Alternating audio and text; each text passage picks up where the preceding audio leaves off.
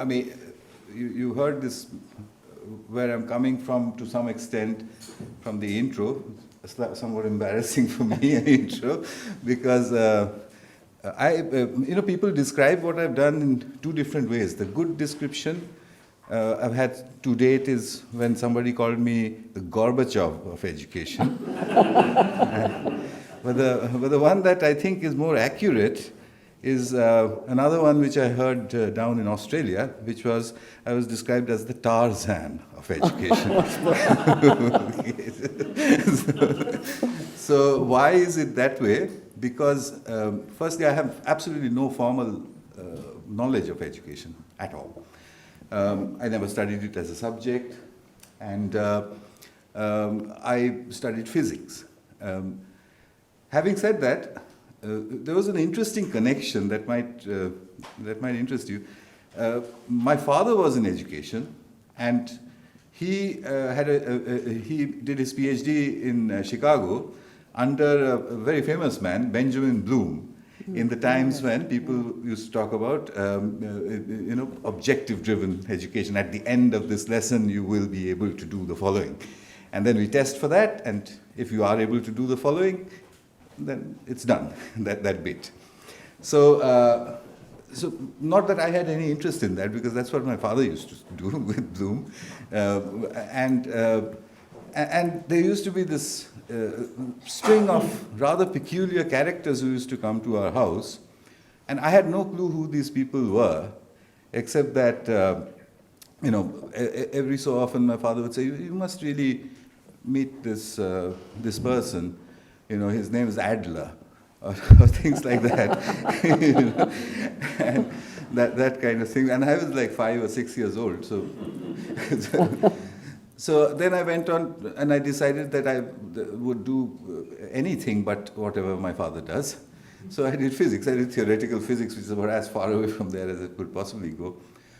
And then I will describe to you what happened, because somehow I stumbled back into education. And the way it happened was that I did my physics, I got my PhD, I came out as working as an engineer.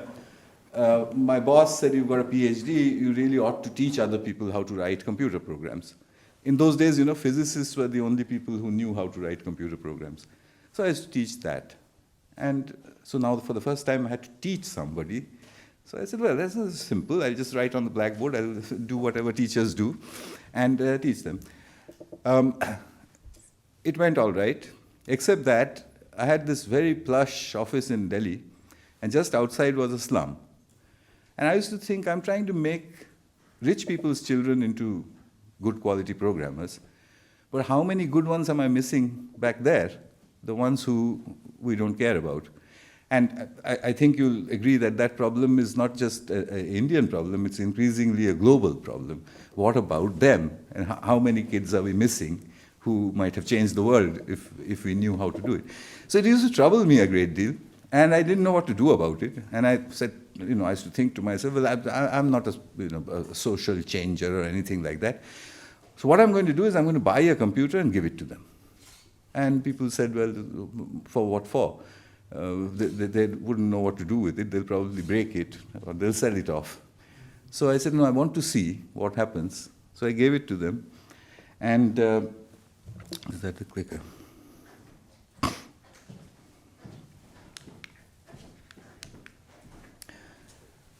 And what happened, I'll come to very shortly. So now here's my take on education, first of all. Everybody knows what that is, which is unfortunate. If I showed you a piece of modern physics, everybody wouldn't know what that is. They would know the old one. But how come we know that exactly? So I started tracing back to, one of the things that is funny about this picture is that if I said to you, can you put a date on it? You'd put a date which is within the last 300 years somewhere, ever since photography was invented. You'd say it's somewhere there, it never changed.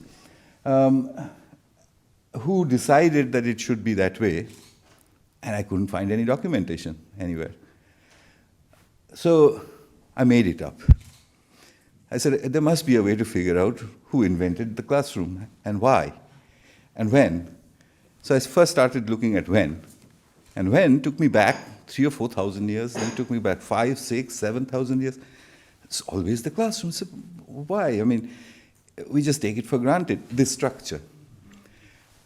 Why? And this structure explained the whole thing to me, actually. It's because you want to listen to what I have to say. You're not reading what I wrote. You're not taking home a video on a stick that you can watch at home. You want me to be live and you want to listen. So I said, okay, now that gives us a first clue. This happened before there was any paper. So you had to call the fellow, whoever you wanted to learn from, and you to say, okay, now stand here and tell us what you know. So then, how big a space could you use? Well, it depends on what the average fellow can throw his voice at. It will work out to about a room about 20 by 30. I looked up the physics of the voice, and it said 20 by 30. I said, okay, we've got the size of the room. And how many people can sit there? Well, there are simple civil engineering calculation tells you anything between 20 and 30 people. Okay, so now I've got a room, I've got 20 and 30 people inside, just because it's possible to speak without any aid to that many people. And for how long can a person speak continuously? Well, if you look up the medical data, more than an hour, your voice starts cracking up.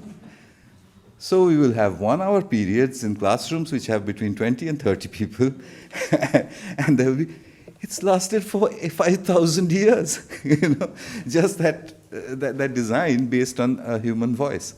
Okay, then examinations, how shall we examine? Well, obviously, if it's 20 people, at the end of whatever, a month, 2 months, I'm going to call them individually or in a group, and I'll say, tell me the answer to this. And you'll stand up, and you'll tell me the answer, and if you're right, you pass. Otherwise, we do all sorts of corrective things. So that was the system until paper got invented. So when paper got invented, things started changing. Because imagine that in the oral age, if you were preparing a primary school child, you would say to the, yes, this is also important. What will that teacher say to these children in that situation of oral transmission? Sit, do not talk, pay attention, listen carefully, and remember what you hear. These would have been the instructions. They are the instructions even today. Okay? Sit, listen carefully, don't look towards your neighbor, etc. So when paper came in, what would that primary teacher have done? The primary teacher would now say, well, never mind about how you speak. In the oral examination, she would have taught the child, speak clearly, answer when you're spoken to, etc. She would now say, no, wait, that's important, but never mind that. You must have good handwriting, because if people cannot read what you're writing. So, and you don't necessarily have to spend a lot of time trying to memorize. Write down carefully whatever that man is saying. So the primary teacher's attitude would have changed just because of the introduction of a single piece of technology, paper. Paper and the writing instrument.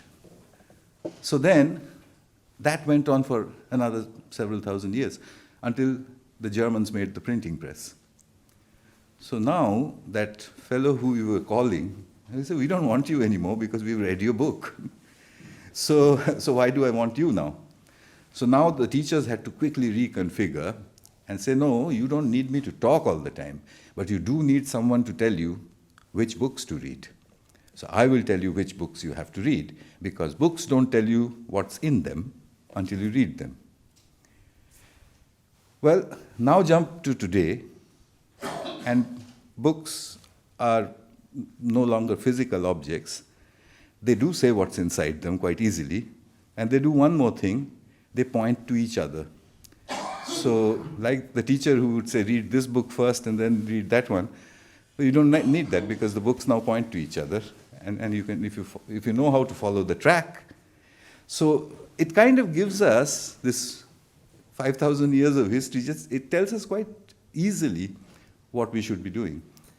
We need to be able to tell children in that hugely pointing to each other information space, how to go from one point to another. What's the efficient way to do it?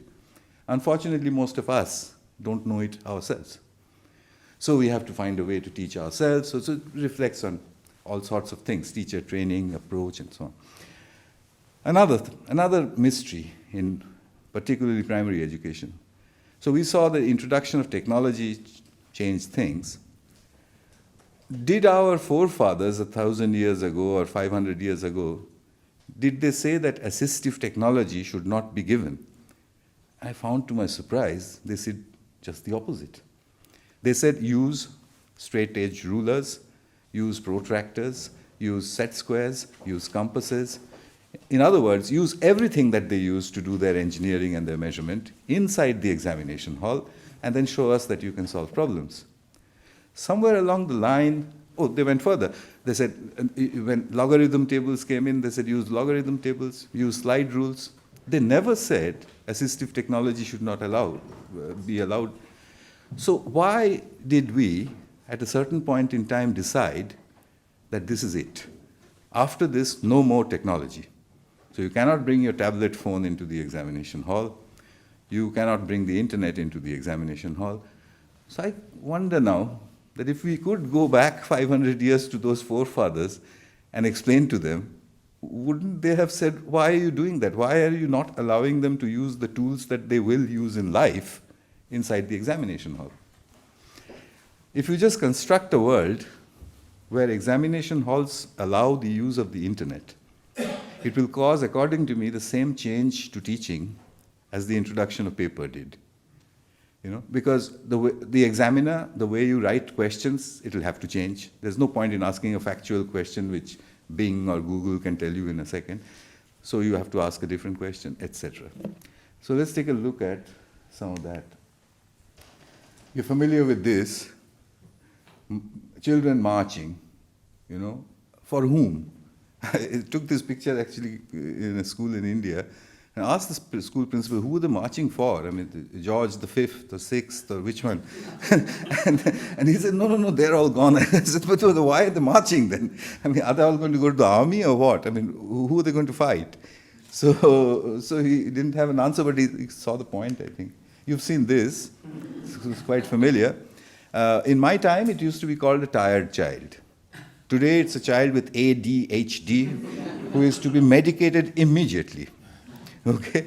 I cannot believe that. I can't even begin to understand how you can go and medicate that girl so that she'll wake up like a robot and start reading her book. And what point is there in doing that? Why would we not ask the question, why is she sleeping? And the answer will be not with her, nothing to do with her brain. The answer will be with us, the things that we do. In an American meeting, I said, I had ended this bit by saying, therefore, we should be medicated. But the Americans said, no, leave that one out. So I made a little list of things that we know. This is one piece first. It's difficult to get good teachers to remote places. I have a little experiment, published experiment. This is Indian data, science, mathematics, and English scores in primary schools as you go further and further away from New Delhi into rural India. And you see the downward graph. What's the reason? I went to the establishment to ask the admin people, and you won't believe this, and lucky there's no Indian apart from me in this room. One of them actually in private said, they get more stupid as they get more rural. so I said, you can't believe that, you can't say that, there's no data which supports that. So I went to find what the reason was, and I found it with just one question. The question to the teacher, would you like to work somewhere else? Okay. As you go from in Delhi, they said, no, it's fine. It's a nice big city. You've got good healthcare, good entertainment, good everything. The suburbs, no, we don't want to go anywhere. It's even better. I mean, we don't have the traffic jams of Delhi, but Delhi is only 10 miles away. You go a little bit further, say, yeah, it's a bit of a drive. It's 45 minutes to Delhi. I wouldn't mind going a little bit up close. 100 kilometers away, yes, I'm trying to get a job in Delhi if I can. 200 kilometers away, anywhere but here. Okay, so it's a geographic remoteness and teacher migration. And then when I went back to the Department of Education, they grudgingly said, yes, teachers migrate away, the good ones migrate away. I mean, if teachers try to migrate, obviously the good ones succeed. So what are we going to do about it? I asked the government. The government said, we will do teacher training to level the playing field. We'll make the poorer teachers better. So I said, you take a teacher over here, 250 kilometers from Delhi, and you train her, and she becomes a really good teacher. What do you think she'll do next? She'll get a job in Delhi. So that's not going to solve your problem anyway. So teacher training is not a solution to remoteness. When I came to England, then I thought, okay, I'm not going to see this problem. Here's a developed economy. So obviously, the rural areas are just as developed as the urban ones. Some people actually prefer living there. And when I looked at the GCSE scores, the school leaving certificate scores, there was no obvious geographic correlation. But there were some good ones and bad ones. So I started looking for what's the reason for that, and I found the correlation. In England, the GCSE scores, if I plot them against a peculiar number, the density of council housing, council housing for poor people, for alcoholics, the density of that, the places where there are lots of them and places where there are not so many, and you get the same graph as in India. I started going to those places to look at what they look like, and it was obvious what the reasons were. There were drug problems there was graffiti on the walls, dirt on the floor. Why would a good teacher with little children perhaps want to teach there? So I started talking to the teachers, and apart from a few dedicated ones, I got the same answer as in India. So yeah, it's not very safe. And that's one factor because of which I'd like to move to the posh areas. So, but this is a social problem, and it's there, I think, in every single country. I studied it in the United States, it's there in the inner city ghettos, it's there in the deserts, it's there high up in the mountains. And it causes a rift in society. And it causes the rift which all of us know, which is that the rich people in the nice places do better, and the poor people in the not so nice places who feed the rich people in the nice places, they do badly. So I published all of that, and I did an experiment, which you just heard. So I won't go into that in a great deal of detail, but it basically was exposing children to a computer because of a very simple reason. Computers don't care where they are. They will work the same way in a remote place as they will. So if I can keep them running in a remote place, and that's easier said than done, then they will work the same way. And I found quickly that children can teach themselves how to use it, even though they don't know the language, they've never seen it before, and so on. So groups of children can learn to use the internet on their own. This is a 14-year-old result. At that time, people didn't think that this was possible, so they wanted a lot of data. Because they said, children will only waste time with a computer if unsupervised and by playing games. I wanted to see if this is true, and the actual truth of the matter was that it is not true.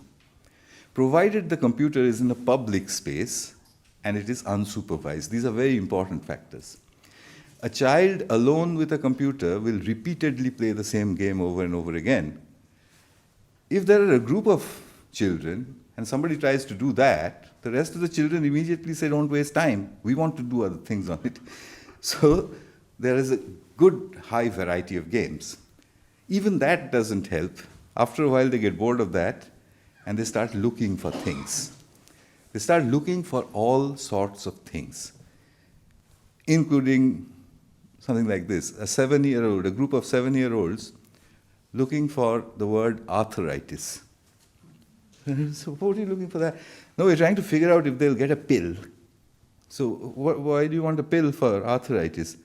So because grandpa has a problem, you see. So then I said, yes, they do want to help, except that we never let them. We think, we'll say, no, you can't do this. When you grow up, you'll find out all this. If I remove those factors, in other words, if I remove the adult, the child is different.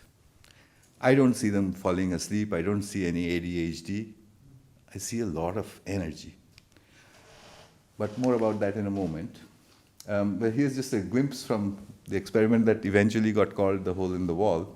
This was the first day. You can see this girl scratching her head, wondering what it is. Because, this is back in 1999. And, uh, and then after a few hours, they would start to teach each other how to browse. That's how now that they're doing that. And they said, you know, there's an arrow in this, and you can move the arrow with your finger. I said, all right, they figured out the cursor. It's the arrow pointing. So what, I said. And then they said, the arrow turns into a hand at certain points. So I said, okay, that's very good, you figured that one out. And so then what happens? And he said, then you have to hit the pad. You have to hit it like that, so that the hand can touch. That's in Hindi, this, so the hand can touch that, you know, the hotspot. And I said, and then I couldn't understand what they said, because they said, and then Shiva plays his drum. So I said, Shiva, you know, Shiva is an old Hindu god. So Shiva plays his drum. I mean, you can hear it. He said, no, you can see it. I'll show you, he said. And he moved it to a hotspot and he hit it, and the hourglass started. And the hourglass is an unknown symbol in India, but Shiva does have a drum, and it looks like an hourglass, and he plays it like that. So I said, okay, so Shiva plays the drum, and then what happens? So whenever Shiva plays the drum, something else will happen.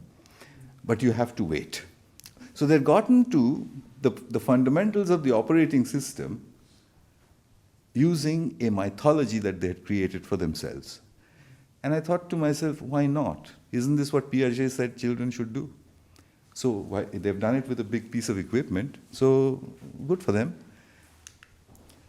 I measured this whole process over a 9-month period, and in those days the result we found was the groups of children left unsupervised with a computer will, in a period of 9 months, get the same computing literacy as the average office secretary in the West. Okay, word processing, with spreadsheets, this, that, the other thing. Unbelievable, but people used to come from all over the world to see this, and always they used to ask, are you sure nobody taught them? And I said, no, they taught themselves. And it's a process we don't use much. So I published all that, that's also published. We know that groups of children can learn most things on their own. Now that's a big, big thing to say, but I'll tell you why I'm saying it. We did lots of experiments in those days. First of all, we measured their computer skills, which I showed you. That was a clear illustration. Then some of my colleagues started measuring mathematics, simply by pointing them towards little math sites. And the math scores started changing. I did an experiment on improving English pronunciation using text-to-speech. It's really simple, I think in the EU that could easily be a usable thing, which is that you speak to a computer and you have a little program which, you can buy it commercially, which types out what you're saying. And what you do is you make a child read a paragraph, and you see what the computer typed, and you subtract the correct, you find out how many errors there are. And then you just tell the children, do whatever you have to do so that the computer understands everything that you're saying. So I did this in Hyderabad in India, and there was a remarkable change in their pronunciation as they, by trial and error, removed all the errors.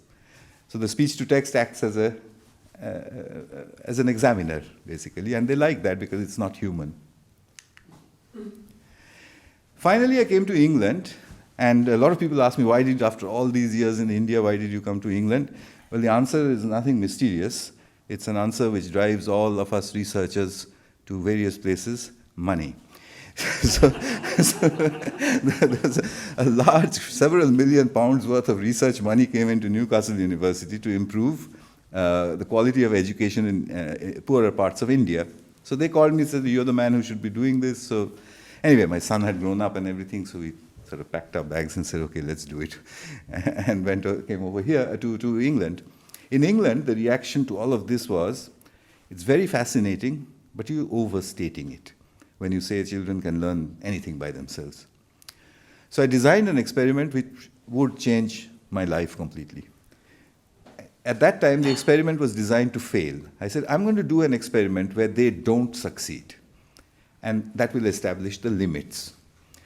So the experiment I made was, can 12-year-old Tamil-speaking Indian children in a village, Tamil being a South Indian language, teach themselves the biotechnology of DNA replication in English from a street side computer on their own. So, and I said, I'll give them a pre-test, they'll get a 0, I'll give them a post-test after some time, they'll get another 0, I'll go back to England, they'll say, we need teachers. So off I went, I found a village where they had a hole-in-the-wall computer, the children came running, and said, what have you done, have you brought a new game? I said, no, I've brought something very difficult. Here it is. So downloaded material on DNA replication, genetics. The children came and said, how can we understand this? This has got huge English words and chemistry and this and that. So I said, I don't know. That used to be and continues to be my pedagogical method. I said, I don't know how you're going to understand it. I just brought it for you, and I'm going to leave now. And I left because I knew by then a sentence which I don't know how you'll react to. For all these years, I used to say, look at how clever these children are, how far they've got, in spite of the fact that I wasn't there or a teacher wasn't there. I changed that to look at how far they got because we were not there. Okay? Hard to take, but we have to take it. I've learned it with years and years of observation. Anyway, so in Kuppam, that was the name of the village, we did this experiment, and they got a 0. 3 months later, the children came back in very quiet. I said, what have you understood? Nothing. So I said, nothing at all. So when did you give up? So they said, no, we never gave up. We look at those screens all the time, trying to understand them, but it's very hard. So at that point, one little girl, luckily for me, she raised her hand, and in sort of broken Tamil and English, she said, well, apart from the fact that improper replication of the DNA molecule causes genetic disease, we've understood nothing else. so I said, what? What did you say? So that's what Kuppam looks like. There's those hole-in-the-wall computers. When I pre-tested and post-tested them, they'd gone from a statistical 0 to 30%. It was an educational impossibility in a subject that they don't know, which is 20 years ahead of their time, in a language they can't speak properly, in that tropical heat, outdoors without a teacher. It went against everything that the educational theory had to say, but there it was. But I couldn't go back to England with those results because in our traditional Victorian system, 30% is still a fail. So they failed. So how do I get them another 20 marks? Without a teacher. Couldn't find a teacher, but I found a young girl who was a good friend of theirs, and I said to her, can you teach them more biotechnology? And she said, no, I didn't have science in school. I have no clue what they're doing with all those diagrams. I can't help. So I said, no, you can. What you've got to do is use the method of the grandmother. So she said, what's that? And I told her my arthritis story, and I said that, children, they want to help their grandparents. They just don't know how to say it. So what you do is you stand behind them, and whenever they do anything, you admire them. You just say, how did you do that? When I was a child of your age, I was really silly. I couldn't understand anything. I can see some of you nodding who who know the grandmother story. So the grandmother uses a pedagogical method which is very significantly different from the parent or the teacher. It's just that they don't voice it, but it is a highly effective method. It uses admiration to produce a spiral of learning inside children. So I asked her to do that, and she did that for 2 months. The scores jumped to 50%, just because they wanted to hear her say that they're very clever. And I published. And it became a very referenced paper because it showed the impossible happening in education. So I started experimenting all over the world. In England, well, when this got published, and I was giving a lecture like this somewhere in England, a school teacher came into the university and met me, and she said, it's fascinating what you're doing with all these children in remote areas, but what about us? So I said, what about you in England? You've got good schools, what's your problem?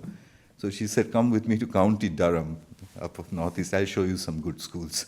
So we went with her, and God, that was such an eye-opener, I mean, those are very poor areas, and they have the remoteness problem. They have a problem with alcoholism, single parents, and all kinds. I began to see the West's problems for the first time, to see that, okay, there's a whole new world out there which I didn't know anything about. And the children are the main sufferers of that. So I went into the school and I said, I will bring you the hole-in-the-wall experiment, upside down, inside the school. We called it a self-organized learning environment. So what you do is, you go into a classroom, it's very simple. You take away the computers, leave just one or two, ask the children some really difficult question, and then leave them alone. So they have to do what the children in the hole-in-the-wall do, which is they have to cluster around each other and so on and so forth, and they produce some amazing results. So I did this sort of all over. This is in Hong Kong, China, and so on. And came to the conclusion, which I told you just earlier in the slide, that groups of children have the potential and the capability to teach themselves anything in today's world by themselves. It doesn't matter how many years ahead of their time you ask them to do, provided you make the question right. So I'll just give you an example, because this part is very, very important. You can also do it wrong and it won't work. 7-year-olds in a London school, the teacher says, Sugata, I'm going to tell you to do something which you'll never succeed in, because the subject I have to teach today is the most boring on the planet. I said, what's that? It's gum health for 7-year-olds. So I said, okay, I'll take it on. So this is a group of 7-year-olds. So first thing I said was, okay, how many people have shaking teeth? So, 7-year-olds. I've got 2, I've got 1, and so on. Okay. So I said, you know what? When you were born, did you have any teeth? No, we don't have teeth when we were born. Okay, then what happens? We grow teeth. And then I said, something very funny happens. The teeth fall out. They said, yeah. And then they grow back. Yeah. And then they last for 40, 50, 60 years. And then they fall out again. And they never come back. Now I've got them, okay? Yeah, they never come back. So I said, yes, the question is, why does that happen? Why does it come back the first time, doesn't come back the second time? Okay, so they worked on it, they figured out everything. 40 minutes later, it's usually 40 minutes, then they present in a group. I call it a conference. I say, okay, what are the results of your research? And so, fascinating stuff. Milk teeth are, babies grow teeth when they need solid food in order to smash it up. But the solid food that babies eat is soft food, so they need little teeth and not very strong to process that. In their words, as they grow up and their stomachs become bigger, they need bigger and harder food. Now those little teeth can no longer chew that kind of food, so they fall off, and big, strong teeth come out. And I said, okay, and then years and years pass. We eat all our food and everything. And the gums start to get loose with all that chewing. And now the teeth fall out, but the new ones can't grow because the gums are too loose now to hold them. Fascinating stuff. So at the end of it, I said, so guess what? If there was a way to keep the gums firm for a little longer, the teeth would last a little longer. So, and I'm waiting with my fingers crossed, and they said, yes. So then I said to the teacher, well, go ahead, gum health now. Do gum health for the next 3 hours. Because they know what they're talking about. It's what they have found. It's not what I have told them, and so on. So if we put that together, if you put the self-organized learning environment along with the Kuppam result that a granny method can improve the performance, you can also see that grannies can be beamed. In England, I put out an appeal once to say, if you're a British grandmother, if you have broadband and a web camera, can you give me 1 hour of your time every week for free? In the first 2 weeks, I got 200. I know more British grandmothers than anybody else. Okay? So they're called the granny cloud. And within that, there is a workforce that was being totally wasted. 40 years of experience, 30 years of experience, sitting in a little village, knitting. So I take them, and using Skype, I beam them into the schools where good teachers will not go. And the children love their Skype grannies. They appear full size on the wall, and they talk to them. So, and they do it for free. Because it's only 1 hour a week, I have enough of them to do it with, and it changes their lives, actually. that's what I didn't expect. They said, you think their lives are changing? It's our lives are changing. So, and they have so many stories. Just the other day, one of them said, I prepared for an hour. I had such a lovely story to read to these children in Hyderabad, India, in a slum. So I said, then what happened? They said, are you talking with your laptop? I said, yes. So they said, in that case, get up, take the laptop and show us what's in your fridge. So she said, I spent my 1 hour discussing Tesco. But that's the kind of, it's so rich, incredible. So that's what it looks like. Okay, the Granny Cloud is 5,000 miles apart. So that's also published stuff. Now comes the harder bits. So we know these things. We just to revisit, we know that children can teach themselves to use the internet. We know they can teach themselves almost anything by themselves. We know that given a granny, this process is amplified.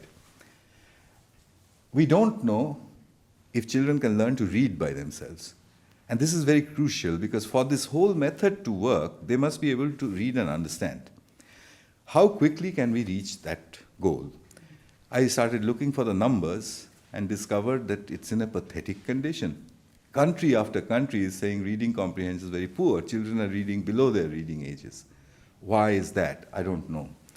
At the same time, you find 2.5-year-olds are handling iPads. Wherever I go, I find people telling stories about, oh, my little granddaughter has changed my wallpaper on my phone, or something like that. How are they doing this? I think there's a different kind of literacy that we've missed somewhere, and we don't have a name for it. Just to give you a quick example, I have a grandniece who was downloading. She very excitedly told me that, I have downloaded an app. I said, look, is that your mother's iPad? I said, yes. But don't do that because it costs her money. So she said, no, it's free. So she's 2 or 2 and some months. So I said, how do you know it's free? So she points to the box. She's illiterate. She says, in this box, if there are no number things, then it means it's free. Okay? It's some kind of functional reading which we don't know anything about, but she's reading. Okay? So can they learn to read by themselves? I don't know. But I did another study. I did this in Uruguay. Uruguay is interesting because there is no child in Uruguay who doesn't have a laptop. Okay? It's a small country. Every single child has had one for 5 years. So Uruguay called me and said, can you tell us, has anything happened? Can we justify this expenditure? So I did a measurement and discovered very quickly that in Uruguay, the children were reading better in Spanish and English than their counterparts in all the neighboring countries, Argentina, Chile, Brazil, and the United States on national average scores. So why? And then it struck me, well, if a child is constantly reading things off a computer and nobody is telling him whether this is meant for his age or not, isn't it obvious that their reading comprehensions will go up? I'm experimenting with that. And the findings are that doing all this in groups is absolutely key to the whole process. Alone, they'll just say, this is too difficult and leave it. In groups, they can read higher than their individual levels. But I have to do these measurements better now. The second thing we don't know is if children can search accurately by themselves, what if they land themselves in trouble? What I have found is very hopeful, that when children work in groups, if the groups are allowed to interact with each other and talk freely, if the adult is not there, they can detect doctrine from actual serious material. I don't know how they do it. So I think the sum total of what I've found in these 14 years is that the metacognitive skills of a group are way above the individual levels, way, way above. And that, in the subject which I know, is called a self-organizing system. That's what a physicist would call it. Hence the conclusion that what we are looking at here is learning in a self-organized system. So we also know that children can do lots of things, and that the age at which they do it is getting less and less. So what should we do about it? I think curricula around the world needs to be revised and should include the internet, every piece of curriculum, somehow. Take a look at this one, the British National Curriculum. And one of these points, pupils should be taught to recognize that the past represented and interpreted different ways and to give reasons for this. Can you imagine explaining this to an 8-year-old? I mean, he's going to fall asleep. Okay? Instead of that, in a soul, what I did actually is convert this point into this question. In a museum in the Indian city of Mathura, there is a statue of the great emperor Kanishka. Who was he and why is his head missing? You know, 8-year-olds love missing heads. Okay? So and the answer to this question is that bit of curriculum, that history can be interpreted differently by different people. Okay? So why not convert a curriculum into big, important, interesting questions? We know that young people are like this, and we don't like it. The first bit I can understand, that yes, we all say, yeah, we've all seen this. We've seen this in malls, we've seen this in trains, buses. But the second bit, we don't like it. Why? Why don't we like it? And what if they were to say, we don't like you? then is there a problem? So why do we not like it? Because we think that they're wasting time. And we think they're being antisocial. I started asking my adult friends, do you have data on what they do on those phones when they keep staring at it? And nobody did. Everybody was guessing. Everybody said they're texting all the time. They'll sit next to each other, their best friend, and both of them are texting away at somebody else. This is awful. I said, do you know? And nobody did. So I did a terribly rude thing the last 3 months. I sat behind them and I looked at what they were doing. You know, I know it's terrible, but somebody has to do it. Otherwise, where's the data going to come from? Okay? And I saw that they don't text all the time. They search a lot. They continuously learn from these machines. When they do text, it's not not banal. I mean, sometimes it is. It's just, oh, so where are you going this evening? That sort of thing. Followed by, in my part of the country, oh, I'm going to the metro center. What for? There's a new shop which is open. What's it about? These are boys texting. It's got a quadricopter. What's a quadricopter? And so on and so on. And then I see this banal conversation sliding into instruction. So what's wrong with that? We didn't have that in our youth. So why do we get annoyed when we see it now? Pedagogy needs to include the use of the internet. Not just for searching, but for talking to each other, for Facebook, Twitter, all of that needs to come into the pedagogy. We need their world to come into the classroom. We solve problems like this. Okay? We solve problems like this. When your children go out there and join an office, this is how they'll solve problems. Doesn't it remind you of the hole in the wall? So why would we not train them or encourage them to solve problems this way, collaboratively, using the internet? We solve problems like this. This is most common, sitting around a table. When we have a problem, we say, let's call a meeting. When we are in school and we have a problem, we say, don't look at what anybody else is doing. Okay? What is the point of that? Okay, one last little example. In a school in Newcastle, I did an experiment. I said, give me a group of children that I've never met before, and don't tell me what they were going to do if I didn't come. So it turned out to be a group of 12-year-olds, and they were going to do art, and they were going to do Cézanne's use of light and shade in his watercolors. And I said, quite honestly, I said, I don't know a word of what this means, but I can teach you. How? You just tell the children, look, I've got a problem. Your teacher was going to do Cézanne's use of light and shade in his watercolors.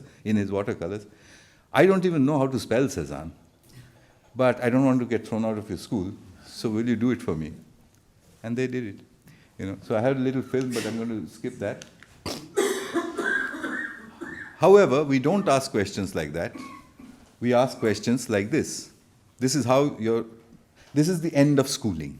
when you sit in this hall and you answer this question. Examinations need to focus on the internet and collaboration for problem solving and decision making. Example, here's a sample GCSE question. According to Darwin's theory of evolution, how do new species evolve? By artificial selection, by natural selection, by unnatural selection. I think it's the most terrible, stupid question to start with, first of all. So I changed that question. I changed that question to this. Why do we have 5 fingers and toes on each hand? Why not any other number? Use the internet and mutual discussion to develop a paragraph on this subject. Isn't there a much more rational way to ask that question than the multiple choice, which obviously anybody who has access to the internet can solve in 2 seconds. But this one, it doesn't have an answer. It takes a lot of discussion. So we need to change that. Success is still defined by the ability to write nicely in a nice handwriting using the correct spelling and hopefully using an obsolete device, the fountain pen. So we need to change the definition of that one. So this is going to be hard, gentlemen. Handwriting, spelling, grammar, multiplication tables. We have to take each one and dispassionately see if they are required. If not, we have to chuck them out. And handwriting is my current target. Should people not know how to write by hand? It hurts to say it, So, can I say this for my own child, that he will never know how to write by hand? I said, well, no, I'll teach him how to write by hand, but I won't bother with spending years on how good his handwriting is. That should become a hobby, like knitting.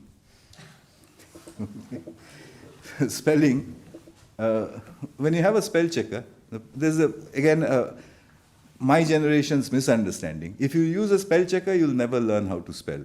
It's absolutely untrue. Nobody's tested it. I think assistive technology teaches. You misspell a word once, twice, the third time you don't misspell it. So the assistive technology can actually teach if you allow it inside the school. Similarly for grammar checkers, multiplication tables. I mean, that takes the cake. 17 times tables. That's considered a life skill. Whatever for. So why would things that a generation 200 years ago invented, who was a very clever generation, and said, 1 to 10 into 1 to 10, this table needs to be inside your head because otherwise you won't be able to do things on the spot. They were brilliant. And they would have laughed at us if we showed them a calculator and said, even now we teach your method. And they would have said, are you out of your mind or what? But we decided that these are wonderful skills. If you answer an examination using Shakespeare's English, you will fail. If you answer an examination using texting language, you've had it. But if you answer an English in 1930s English, you're a good boy. Who's decided that year? What for? When are we going to change that? Texting language, we hate it. We hate it. Every time I try to write it and I hesitate to write it, I don't like it. And then I think to myself, we made a little gadget with an awful keyboard. And the generation we were selling it to, my generation built that and sold it to the younger generation. Instead of throwing it into the waste paper basket, they invented a new language for it. We should applaud them for doing that instead of berating them. This was the office until maybe 70 years ago. This is what an office used to look like. This is what an office used to look like with the supervisor moving up and down. And now, so you had to prepare children for these offices, and you prepared them like this. Is it clear now what's wrong? We're 200 years behind.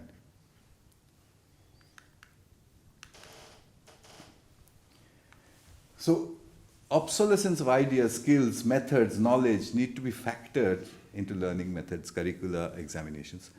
And I think the simple trick is if you start with examinations, it drives everything else. When teachers are friends, not sages, not guides, if they're just friends like the granny, then they can roll curriculum, pedagogy, and examination all together into one. we don't need to separate them. You know that question like, why do we have 5 fingers on our hands?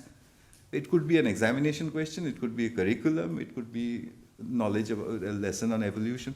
It could be all of that rolled into one. And if teachers were friends, then schooling can be forever. Why do we need to box it between the ages of 5 and 18? How about a schooling system where until the age of 5 you go to school for 1 hour a day, 5 to 12 you go for 4 hours a day, 12 to 18 you go for 7 hours a day, and after 18, for the rest of your life, there is 1 day every month when you go back to school. You know, well, school was fun, so why just take it away? Why block it off? So I'm building something called a school in the cloud. It's a very simple thing. It looks like a cyber cafe for children. It's a teacher-less facility. There will be a human supervisor, but she doesn't teach. It's usually an elderly woman who looks after health and safety. And there's a big screen. If the children want, they can get a Skyped-in granny. They have a whole list of which granny or which grandfather is good at what. And by the way, they're not all grannies. There are young men and women also in there. And so they can call these people. And like one child put it to me in India after a lot of coaxing. I said, why do you like this? Isn't it so much better to have a real person? Why do you like this person on the screen? And then in a very embarrassed voice, he said, you can switch them off. So I'm building them in some really remote places. I'm going to collect the data, and I'm going to compare them with 2 schools in England where I'm building them also, up in the northeastern England. And in 3 years' time, we'll have data on whether it's possible to roll curriculum, pedagogy, examinations into one, whether it's possible to have non-physical teachers, huge numbers of them. So a school can say that I can use 600 teachers. And where does that take the children? What does it do to their psychological health and to their performance? And TED calls them schools in the cloud. So that's it. I'm sorry, I've already taken too much time.